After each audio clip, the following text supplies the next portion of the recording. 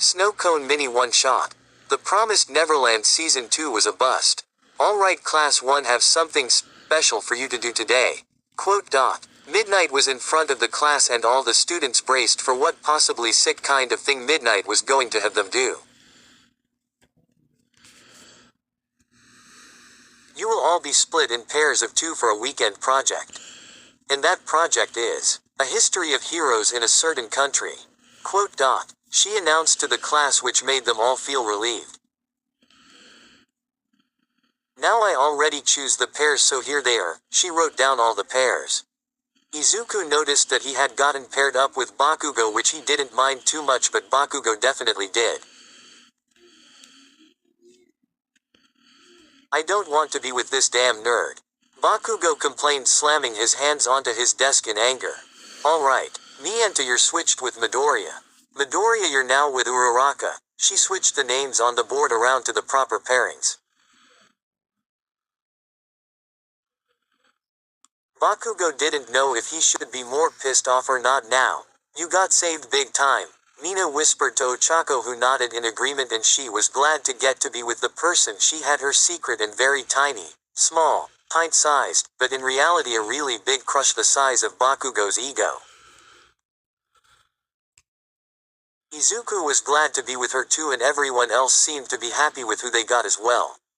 Once class let up, Ochako stopped Izuku while he was out in the hallway for a quick chat. Hey Deku, I'm really excited for us to work together, she said, smiling with her bubbly personality. Me too. So do you want to meet up at the library or something? He questioned as they walked together. I was thinking maybe we go do our project at your room, she suggested. My room. Quote. He stuttered at her suggestion. Yeah, if that's alright with you, she hoped she didn't make him upset. She knows how embarrassed he can get with all his All Might merchandise. Yeah, sure, but I need a few minutes to get it in order. Quote. He said to her. Okay, how about I meet you there in 20 minutes? Quote. She asked him. Yeah, that's perfect. Quote. Izuku agreed to the time. Then it's a date. Quote. Ochako said out loud without thinking it. You could hear the sound of the trees from the wind from how quiet it was as their faces filled with blood. I didn't mean that. She screamed, waving her hands and running away from him. Why, you didn't? She didn't hear him as she was already gone. Izuku shook that off and went straight to his room.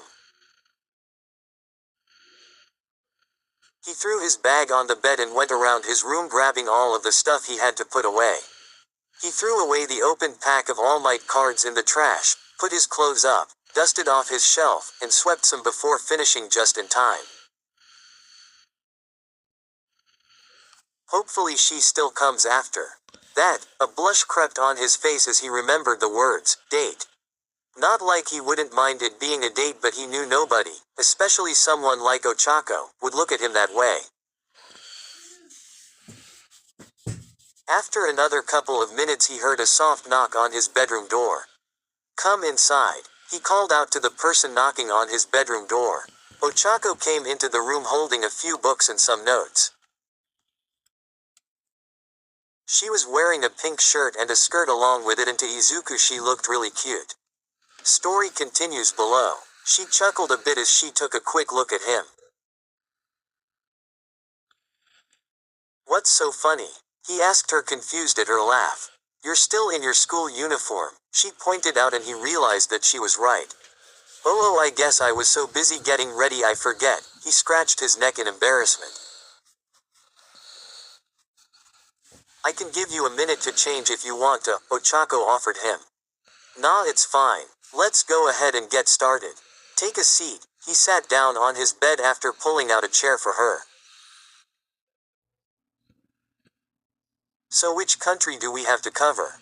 Ochako asked as she sat down. Luckily for us we got Japan, so this should go pretty easily for us. He got up from his bed and went to his closet and grabbed a few of his notebooks and brought them back to Ochako. You never cease to amaze me. You probably have notes on every country, she joked with him. I do have some on a few other countries, like America, Spain, and a few others, but not as much as I do on Japan since it's where we live. He held a few notebooks with heroes from different countries. Those won't be necessary. Let's start at the beginning of your book for Japan. Izuku handed her his notebook and she started to flip through it. Wow, Deku. This has some heroes that were active when I was a kid. I knew you were hero crazy, but this is something else, she commented as she flipped through, taking a few seconds to look at each page. Is that a bad thing? He asked her as she kept looking. No, it really makes you unique. Once she finished, she gave the book right back to him and they got started on their project. Time went pretty fast as they worked together, and before they knew it, it was almost curfew time. I guess I should be getting back to my room. We did a pretty good job. Looks like we are already more than halfway done. She grabbed all the notes and books she brought over. Why, yeah, we did do good. Do you want to go to your room tomorrow to continue? He asked her. I would like that a lot, Deku. Hey, actually, can I ask you something? Ochako asked, not facing him. Of course you can ask me anything. What is it? He asked. If we finish our project early, do you maybe want to go somewhere afterwards? She hid her blush from him. Sure, I'd love to. He didn't get the hint that she basically asked him on a date, but then again she did either. Alright, well, I'll see you then. She closed the door behind her. The next day. Alright, now let's just put our names on it and we're done. Ochako put her name on the project, followed by Izuku. Great, all done. Izuku looked over the project. Yeah, but it's a shame it took longer than we thought. We only got about 15 minutes until it's our curfew time. Ochako had a huge look of disappointment. Izuku felt bad for it, mainly cause he did too long of the descriptions of the heroes, but he had an idea to make her feel better. Hey Uraraka, come with me for a minute please. He walked out of the room and Ochako followed without even questioning him. They walked outside and they stood right outside of the dorms.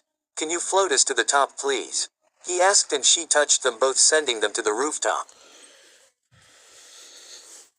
When they got there was a sky full of stars and a full moon, and they even saw a shooting star go right by. Deku, quick, make a wish.